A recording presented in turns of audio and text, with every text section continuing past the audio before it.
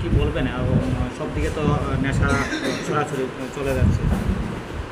আজকে আগরতলা মিউনিসিপ্যাল কর্পোরেশনের 5 নম্বর ওয়ার্ডের সম্মানিত কাউন্সিলর এবং এলাকার বিভিন্ন সমাজসেবী সংস্থা এবং ক্লাবগুলি তারা সবাইকে নিয়ে আজকে একটা সচেতনতামূলক যে একটা আলোচনা সভা এখানে চলছে।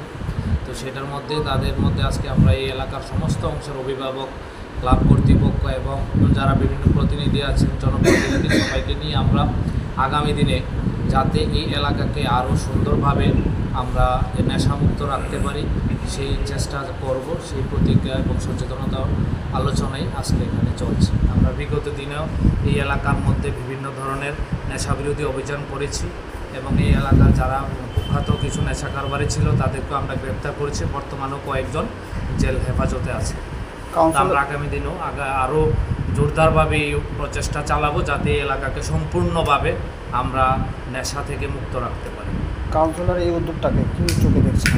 আমরা অনেক সাধুবাদ জানাই এবং ওনার পাশাপাশি আমরা চাইব এলাকার প্রত্যেকটি অংশের মানুষই যেত এই নেশাবিরোধী সচেতনতামূলক আলোচনা আরও বেশি বা ব্যাপকভাবে অংশগ্রহণ করে এবং আলোচনা করে।